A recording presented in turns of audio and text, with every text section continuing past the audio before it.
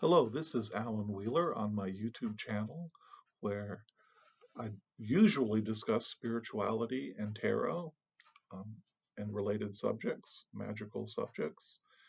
And today my topic is magical friendships.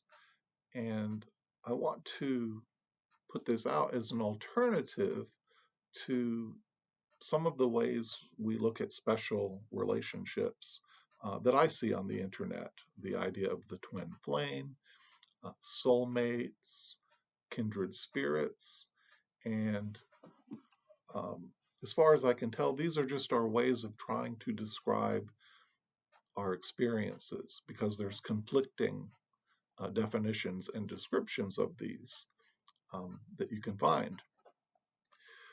And sometimes we say it's like a feeling of magic.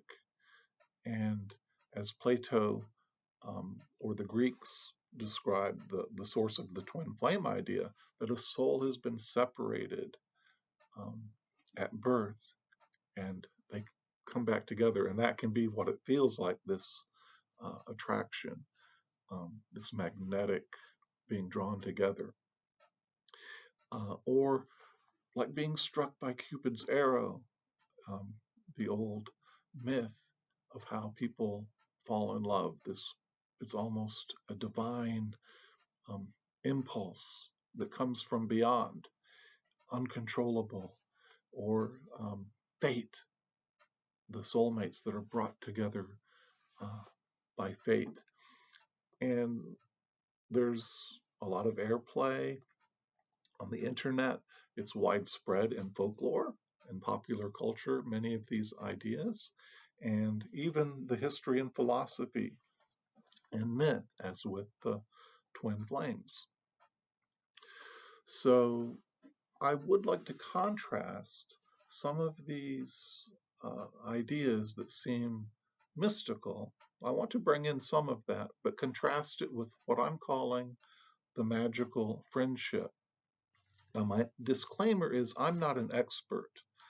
Um, I am in the trenches of experience, and this might even be more helpful than someone with a abstract theory and nomenclature and such. So, for what it's worth, I'm sharing this idea. The magical friendship, um, how it contrasts for me, this concept, is that there's more of the left hand path idea that this is self determined. So it's less being struck by Cupid's arrow, this something that's you're born with or that's fated coming from the outside. There's more of the idea of the will involved. Two separate individuals that um, are choosing something. Um, Even if it discovered, there's a choice involved there. And I think it's not just a subtle difference. Now, it's still, to me, there's still that magical element, that mystical element. This um, friendship can seem to be arising out of chaos. There can be synchronicities and things, but these are grasped by the pattern making mind. These are um, taken in, uh, ratified by each individual. It can be catalytic, um, as the twin flame experience is described, which is volatile, that magnetic attraction, that shadow work may be involved. There may be the spiritual kinship of the uh, kindred spirits. There may be that depth of the soulmates, being on the same wavelength and frequency, but there's that magic is being worked in part, at least, of course, by the individuals. And there can be that same magical emotional intimacy, um, and some of the same experiences that we see in these other designations. The difference for me, that's the magical side of the equation. The difference for me is the friendship, which is more of the Platonic ideal. So there's less of the eros and um, romantic uh, conceptions that some of the others can tend to, or from what I see, are very open to. So there's more of the um, phileo, the friendship love, storge, the family love, agape, the unconditional love, than the other ones, although there is that emotional intimacy. This is similar to the familiar idea of the friend zone.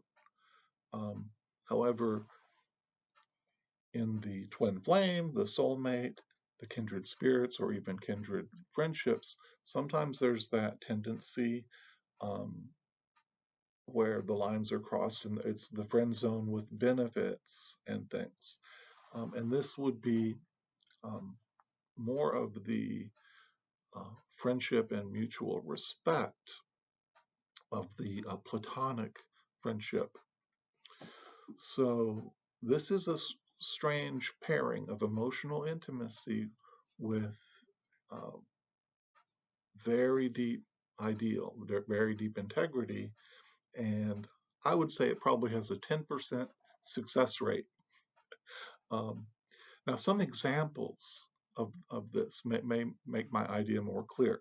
So it could be that the partners or the friends are like double muses, that they each inspire the other, maybe co authors or co creators, artists who um, just spiral up through their influence on each other.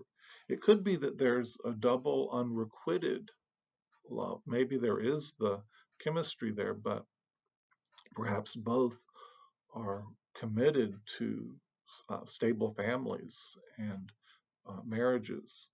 And so there might be very um, strong boundaries set of honoring each other's spouses, of supporting each other's families, never speaking poorly about them, um, not inquiring after one another's sex lives, and or making indiscreet invitations and things. Um, Another example might be there's mutual submission, such as a supervisor who has an employee who's also her or his best friend. And so there's that dynamic there um, of closeness, but and also submitting one to the other. This would be something I would think would happen quite naturally among witches or magicians or spiritual practitioners who have a deep shared interest in the supernatural, um, and yet and have that closeness, but yet they're not um, going to walk that out in the physical as a romance or something.